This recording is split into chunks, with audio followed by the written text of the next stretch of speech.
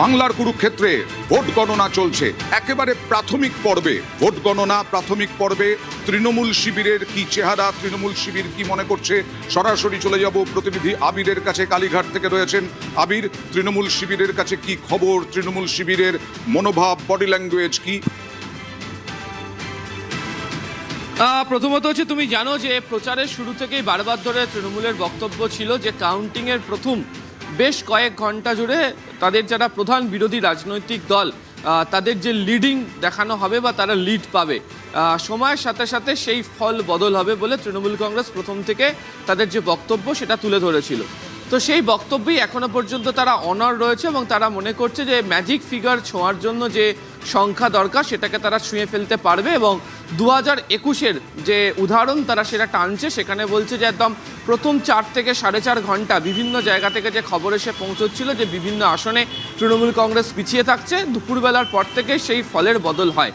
তোমার সাথে কিছুক্ষণ আগেই যখন কথা হচ্ছিলাম আমি বলছিলাম যে পোস্টাল ব্যালটের প্রসঙ্গ বলছিলাম এবং পোস্টাল ব্যালটের পর বা পোস্টাল ব্যালটকে ঘিরে যেভাবে জোর টক্কর হয়েছে, হাড্ডাহাড্ডি লড়াই হয়েছে, সেটাকে তৃণমূল কংগ্রেস মনে করছে যে তাদের ক্ষেত্রে স্বস্তিদায়ক জায়গা তৈরি হতে পারে আগামী রাউন্ডগুলোতে, বিশেষত ইভিএমের গণনাগুলো করার ক্ষেত্রে। বেশ উল্লেখযোগ্যভাবে যেগুলো দেখতে পাওয়া যাচ্ছে বা খবর এসে পৌঁছচ্ছে সেটা হচ্ছে যে বাগদা, বনগা, চাকদা, কল্যাণীর মতো যে সিটগুলো বা আসনগুলো রয়েছে যেগুলোতে বিজেপির ফল গত নির্বাচনগুলো 2021, 2024-এ অনেকটা ভালো ছিল, সেখানে বেশ কতগুলো জায়গাতে তৃণমূল কংগ্রেসের ফল অনেকটা ভালো। আবার যেগুলো আলোচনাতে উঠেও এসেছিল যে ঝাড়গ্রামে তৃণমূল কংগ্রেসের ফল খারাপ হওয়ার দিকে, পুরুলিয়ার বেশ কিছু আসনে ফল খারাপ হওয়ার দিকে, উত্তরবঙ্গের বেশ কতগুলো আসন রয়েছে বিশেষত মালদা জেলার মধ্যে যেখানে কংগ্রেস, তৃণমূল কংগ্রেস এবং বিজেপি ত্রিমুখী লড়াইয়ের জায়গাতে রয়েছে। মুর্শিদাবাদের কিছু জায়গাতে হচ্ছে প্রায় 5মুখী লড়াইয়ের জায়গা তৈরি হচ্ছে। তো তারও যে অঙ্ক হিসেব তারা তাদের দলীয় স্তরে করেছিল, কার্যত তারা বলছেন যে সেই দিকেই এখনো পর্যন্ত গোটা প্রক্রিয়া বা পদক্ষেপকে এগোচ্ছেন। ফলে তারাও কার্যত ধীরে চলো নীতি নিয়ে এগোচ্ছেন। তারাও একদম বসে এখনো পর্যন্ত দেখে নিতে চাইছেন কোথা থেকে কী ধরনের খবর আসছে, তারা যে অঙ্ক কষেছেন সেটা মিলেছে কিনা। ফলে তাদের প্রথম থেকে পরিকল্পনায় ছিল যে প্রথম কয়েক রাউন্ড এই ধরনেরই চলতে থাকবে ও তারপর আস্তে আস্তে তাদের বক্তব্য তারা তাদের ফল তাদের নিজেদের অনুকূলে নিয়ে আসতে পারবে। তো সেই বক্তব্যতেই এখনো পর্যন্ত অনড় রয়েছে তৃণমূল কংগ্রেস নেতৃত্ব। তবে বারবার যেটা জানতে পারা যাচ্ছে যে তৃণমূলের শীর্ষ নেতৃত্বের তরফ থেকে কাউন্টিং বা বিভিন্ন জেলাগুলোতে যে সমস্ত নেতাদেরকে দায়িত্বে পাঠানো হয়েছে তাদের কাছে পরিষ্কার বার্তা পাঠানো হয়েছে যে কাউন্টিং টেবিল ছেড়ে এসে কোনোভাবেই আসা যাবে না, কারণ বহু জায়গাতে 100, 200, 300 ভোটের ব্যবধানে নানা ধরনের লড়াই হতে পারে। ফলে শেষ মুহূর্ত পর্যন্ত তারা পড়ে থেকে যেন এই লড়াইয়ের গোটা বিষয়টিকে তারা যেন অনুধাবন করেন। একেবারেই এখনো পর্যন্ত প্রাথমিক যে ফলাফল, প্রাথমিক যে গণনার প্রাথমিক পর্ব এই মুহূর্তে, সেই প্রাথমিক পর্ব থেকে আরও ধৈর্য রাখতে চাইছে তৃণমূল, আরও বেশ কয়েক ঘন্টা অপেক্ষা করতে চাইছে। আমরা দেখি এবার হলদিয়ায় চলে যাই, কারণ নন্দীগ্রাম তো হটস্পট। নন্দীগ্রামের ভোটের গণনাও চলছে, হলদিয়ায় আরও বেশ কয়েকটি কেন্দ্রের গণনা চলছে। গণনা শুরু হয়েছে কিনা, ইভিএমের গণনা শুরু হয়েছে কিনা, নাকি পোস্টাল ব্যালটের গণনায় চলছে অর্ণব?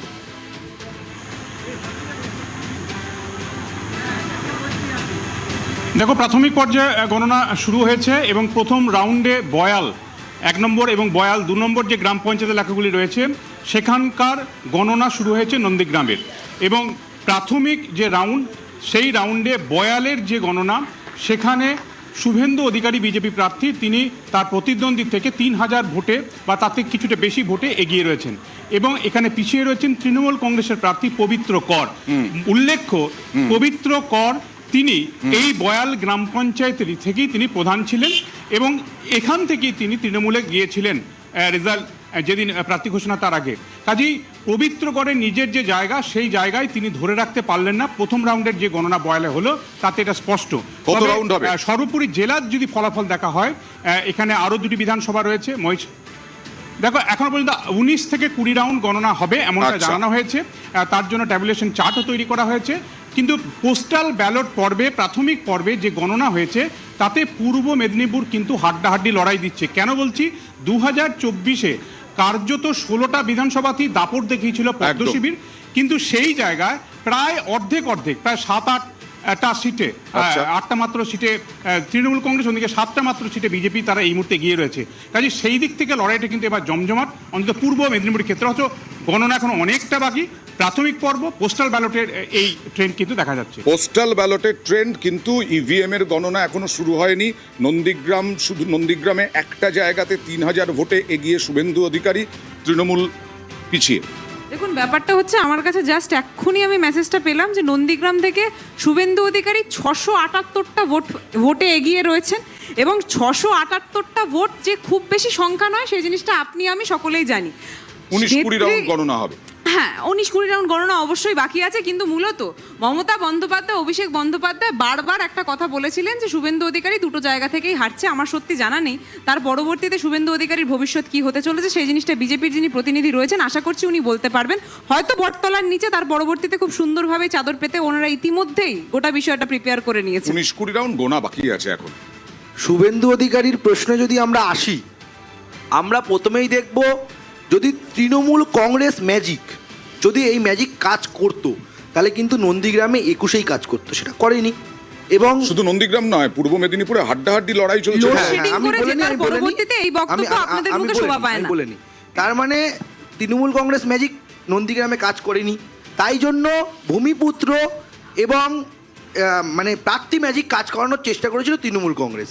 এবং একটু আগে আপনাদের চ্যানেলই দেখালো যে আর যে নিজের গড়, সেই গড় থেকেই তিনি পিছিয়ে আছে, মানে প্রার্থী ম্যাজিকটাও কাজ করছে। বয়াল প্রার্থী ম্যাজিকও কাজ করছে না, তার মানে নন্দীগ্রামে ওয়াক ওভার তৃণমূল কংগ্রেস। নন্দীগ্রাম নিয়ে যদি প্রশ্ন ওঠে, আমরা একবারে চোখ বন্ধ করে ভারতীয় জনতা পার্টি জিতবে। প্রতীপ কিভাবে দেখছো? না দেখুন, এত একেবারেই ক্লোজ, মানে একেবারেই খুব প্রাইমারি, অনেক অনেক রাউন্ড বাকি আছে, হ্যাঁ। এবং সেখানে নিশ্চিন্ত নয় বিজেপির প্রার্থী নন্দীগ্রামে, নিশ্চিন্ত নয়।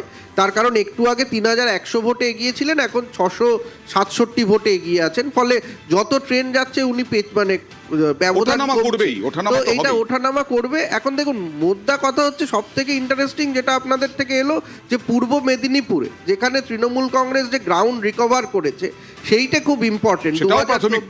সেটাও প্রাথমিক ট্রেন্ড, কিন্তু প্রাথমিক ট্রেন্ডেই তো সব কথাবার্তা আমরা এখন আলোচনা করছি, এবং সেই জন্য আমার মনে হয় যে প্রাথমিক ট্রেন্ড যত আস্তে আস্তে বেলা গড়াচ্ছে তত কিন্তু লড়াইটা আরো জমে উঠেছে এবং আরো ক্লোজ কন্টেস্ট হচ্ছে।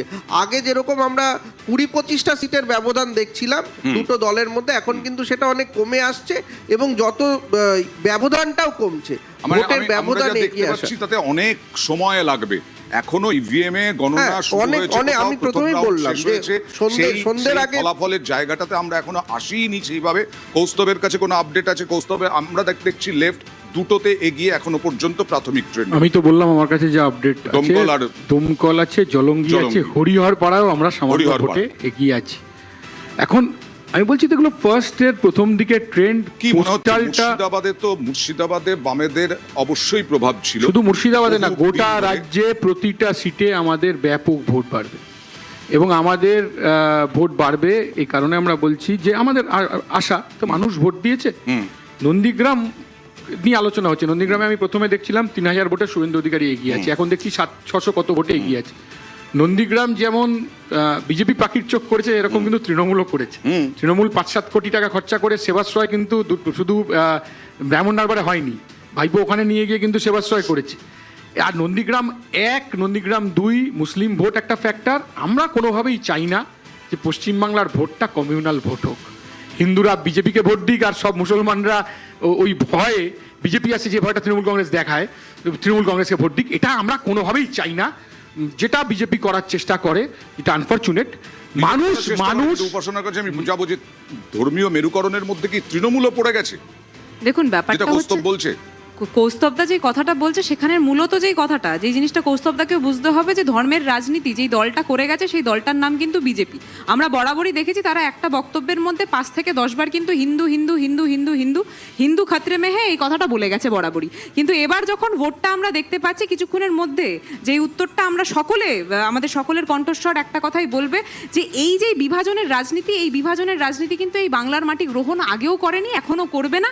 তাই অর্থাৎ বিভাজনকে অনেকটা দূরে সরিয়ে প্রত্যেকটা জনগণ কিন্তু উন্নয়নের পক্ষেই ভোট দিচ্ছে, এবং ভোটের রেজাল্ট খুব শীঘ্রই আমাদের সকলের চোখের সামনে উঠে আসবে। আর হ্যাঁ, এই কথাটাও স্পষ্ট করে দিই এখান থেকে, এই জিনিসটা রেকর্ড থাকুক যে নন্দীগ্রাম থেকে শুরু করে ভবানীপুর দুটো জায়গাতেই আমাদের বিজেপির যিনি প্রতিনিধি রয়েছেন, ওনার অত্যন্ত প্রিয় দাদা যিনি লোডশেডিং করে জিতেছিলেন পূর্বে, উনি কিন্তু 9-6-5 মনে আছে 1965 আমি একটা কথা বলবো? এইটা শুধু একটুখানি বলে